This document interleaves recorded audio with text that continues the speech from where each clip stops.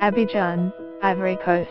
European leaders under pressure from a far-right revival at home hope to avoid a difficult debate about immigration when they meet their African counterparts in Ivory Coast from Wednesday. Reports this month of abuses against African migrants who were reportedly being sold as slaves in Libya have sparked anger across the continent, however, threatening to drive migration to the top of the summit agenda and shine a spotlight on an issue fraught with political risk.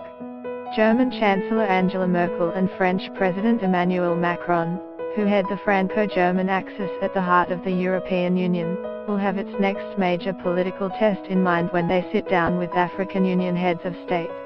Italy, on the front line of the campaign to slow illegal migration to Europe, holds elections early next year, and the populist Five-Star Movement is leading opinion polls. The anti-immigrant, Eurosceptic Northern League is also gaining support. We all have our own interests in not turning this into a migration conference, one EU official said ahead of the meeting to be held in Ivory Coast's commercial capital Abidjan. The summit is meant to focus on development, long the cornerstone of EU policy in Africa and tangentially related to migration. The theme of investing in youth, though, is a nod to the rampant unemployment and poverty that drives many young Africans to leave home in search of a better life. But it now looks increasingly unlikely the EU leaders can avoid hard questions from their African counterparts. Get the latest news and updates emailed straight to your inbox.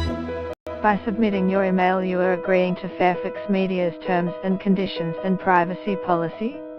Soon after CNN aired grainy images from Libya this month appearing to show migrants being sold as slaves, African governments began recalling diplomats from Tripoli. Protests erupted in France, Senegal and Benin. Ivory Coast President Alassane Ouattara called for Libyan slave traders to be prosecuted by the International Criminal Court.